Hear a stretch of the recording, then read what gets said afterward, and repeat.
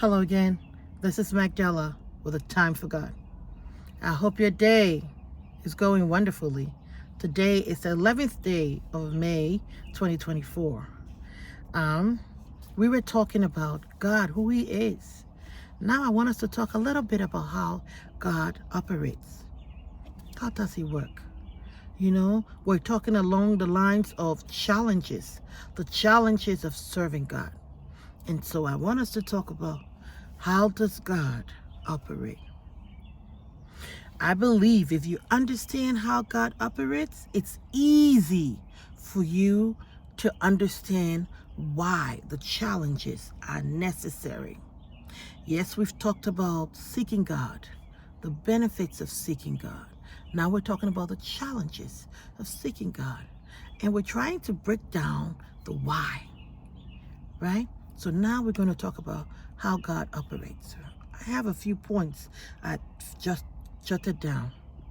First, the Bible does say that God does not tempt us, right? God does not tempt anyone. But if God doesn't tempt you, then where does the temptations come from? Well, for starters, our temptations, they don't come from God. They come from being tried. We go through trials and tribulations as a growing process. That's a fact. But why are we being tried? Is it to see or to help us to fail? Is that why we're being tried? No. I had this written down that no vision is validated until it is tested.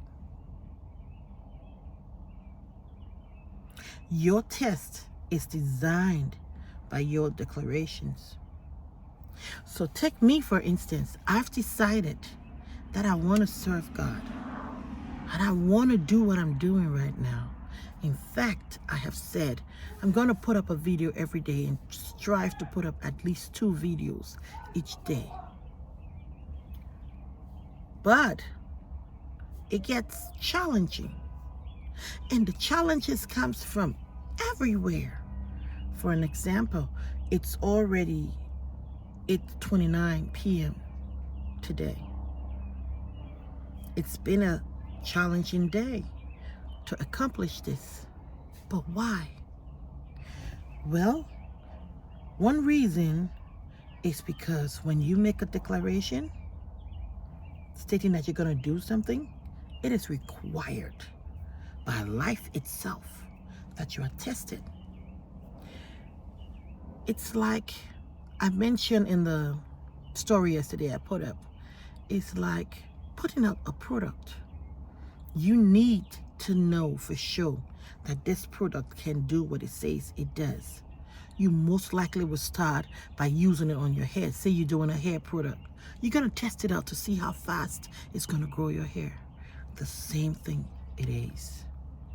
So when you make a decision to do stuff, you are tested along those lines. And the word tempting is also used for preparing a sword from a steel. The steel rather, is put in the fire. That's the process of tempting. It's placed in the fire until it gets red. Then the blacksmith, takes it out, and look, he can see the black dots. Those black dots, as he beats it, they connect, and it makes the steel stronger. Those black dots are like holes that needs to be melted, and it's the intense hitting, pounding of it that melts it. Then he puts it in cold water and does the process again. Sometimes in life, our lives seem to go through that process over and over. That's been my experience. And for the most part, I used to wonder, what does God want from me? But today I understand that God will test you before he can trust you. Even you and I, we need to know that someone is who we think they are. You want to know if I'm honest, if I'm a liar, the same thing with God. Before God can invest trust in you, you need to go through the testing process. Hey, before you came into this world, you had to be tested with hundreds of thousands other spermatozoa that was released at the same time. Only one person made it. Sometimes two. Most times just one. We all must go through the testing period to succeed. That's the way God operates. So he's not tempting you, but he's testing you to make sure you're qualified. Jesus talked about the talents that he gave, that was given. Some got 1 talent, some got 2, some got 5.